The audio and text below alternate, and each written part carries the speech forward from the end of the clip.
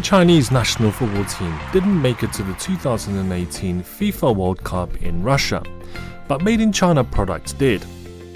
In early June, a China-Europe freight train loaded with sportswear and backpacks departed from southern Xiamen city to Moscow. It was only a decade ago that people thought the idea of freight trains between Europe and China was a non-starter. No one thinks that anymore.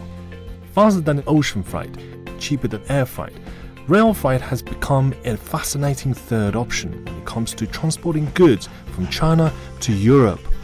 China-Europe rail services are now available between 28 Chinese cities and 29 cities across 11 European countries. In the past, freight trains were only available to big manufacturers. As their businesses grew, they started taking orders from small and medium-sized companies. Now, they also provide services to private customers. Mr. Li is from Wuhan in central China. He and his family were planning to relocate permanently to the Netherlands last fall. 3 airline tickets will get us there. But what about our stuff? To our great joy, we came across an incredible service, the China-Europe freight train, which travels between Wuhan and Europe. They pack their framed wedding photos, curtains, toys, and other household items in specially made wooden boxes. Voila! About 2 weeks later, their stuff arrived at their new home in Europe, 30 days faster than ocean freight and almost half the price of an air freight. Departing from Wuhan with electronics, equipment, clothing, household goods, the China-Europe freight train travels more than 10,000 kilometers in 15 days before arriving in Lyon in France. After unloading the cargo, the train heads right back to China with wine, cheese, fruit, furniture, and car parts. The train is refrigerated too.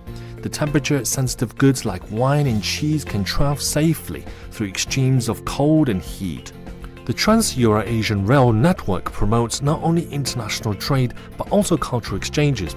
A French winery owner surprised a Chinese audience when showcasing his products in Wuhan.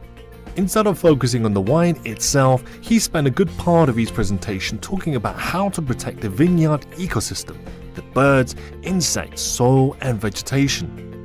To the French, wine is more than a drink. It conveys their respect for nature.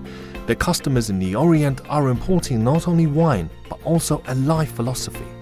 In 2017, a total of 3,673 freight trains traveled from China to Europe, more than double that of 2016. This fast growth in cross-border rail freight traffic is driven by the Belt and Road Initiative.